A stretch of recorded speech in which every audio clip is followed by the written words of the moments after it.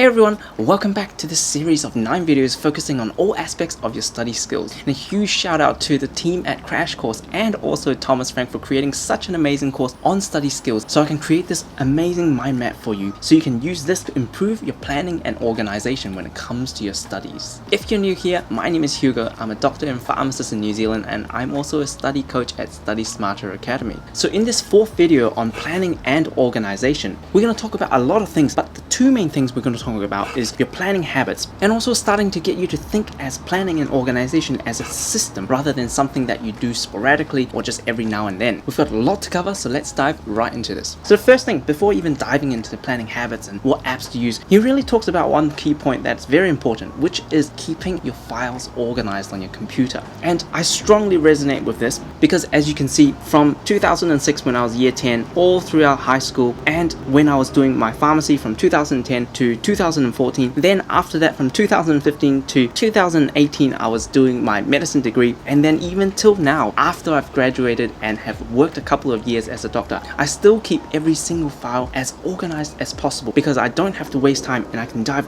right into the folder I need to find that file. So as you can see, from my pharmacy first year, then I have the particular units or papers after that, and then within each folder of each paper, and then I have the lecture slides, notes and past papers, and within each file in there it will be organized and numbered accordingly. If you have that kind of OCD already, congratulations. If you don't, I would recommend you to try and develop some of this and put your files in an organized manner. So the first thing about planning and organization Thomas talks about is to think about your planning as an input system with many important categories of things that you need to input into your system. So the first thing that he talks about that you need is a task manager. So these are things like the Microsoft To-Do app, or the one that I'm using now is called To-Do. Actually syncs across my devices, or any to-do apps that can help you quickly jot down a task that needs to be done.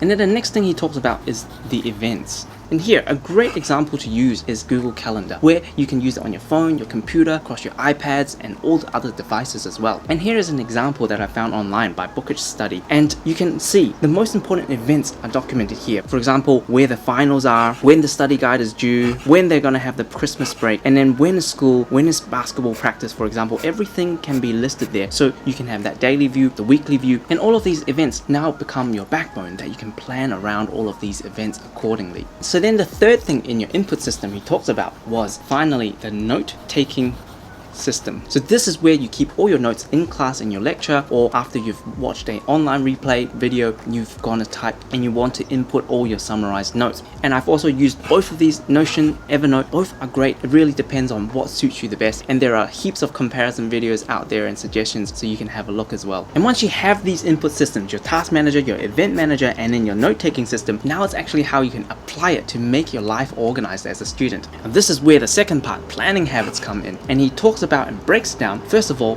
talking about your daily planning. And you can further categorize this into instant or end of day planning. Instant meaning whatever you have in terms of a task, you file it into the task manager right away. Or there is an announcement that there is an exam or assignment due, you file it into your event manager straight away. And then if you have a particular class that you're taking, then you can file it right under your note-taking system under the right topic headings. Now this uses a little bit more energy up front, but then later on you don't need to worry because everything is in the right place. But if you are quite busy and you tend not to do this, then the most important thing is to jot down everything. So you can, for example, use Notion or Evernote, jot down everything, all the tasks, everything, and then at the end of the day form a habit to try and file all of this in the right place. And then as part of daily planning, most important thing is to just have one focus. What is the one thing that you want to do? What is the one thing that you want to tackle down, nail down today? And you can make the other tasks semi-optional. By doing that, sometimes ironically I get much more done because I know that I've done that one focus for the day, and then I can also check out a few others, and I feel that I'm ahead of myself already, which then makes me more likely to feel good and do a few more tasks. But if you have 100 things on your to-do list, then likely you're going to go into this paralysis and even stop and procrastinate because there's so much that you need to do. And also make sure, for example, in your event manager, make sure you have this uninterrupted time that is blocked, maybe a couple of hours, that you just want to focus on that one thing and complete it. Because once you schedule it in, you want to complete your biology assignment, you try to sit down in that period of time to try and complete that dedicated task. More likely for you to complete it.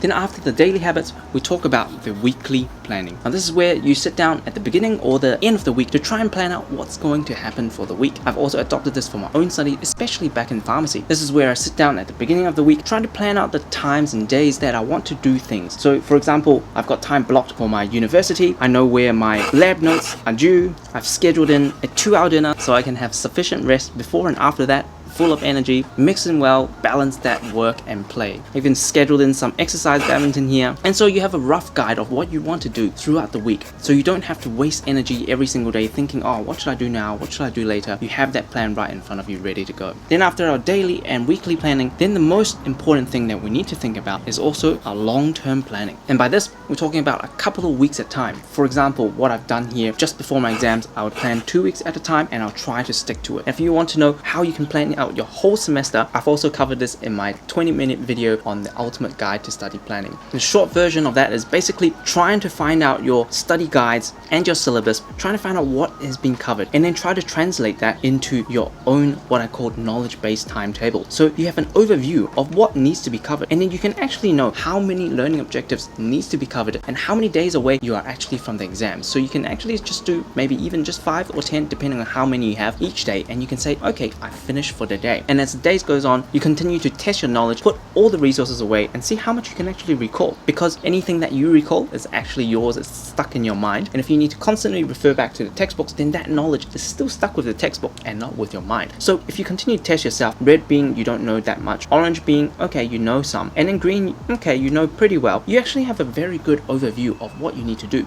And I've covered that step by step, how you can cover this with Excel, OneNote, Notion, and Word as well, and whatever program that suits you the best. And make sure to check out that video if you want to know more details about how to do this planning. So I hope this mind map have given you a different way of looking at study planning and organization, and hopefully you can take 1 or 2 things away from this and try to implement it in your own system right now. If you're interested in downloading this, I know my writing isn't the best, there is also a typed up version that I'll link in the description below. Hope you enjoyed this video. Make sure to like and subscribe and share it to your friend if you found that helpful, and I look forward to seeing you in the next one.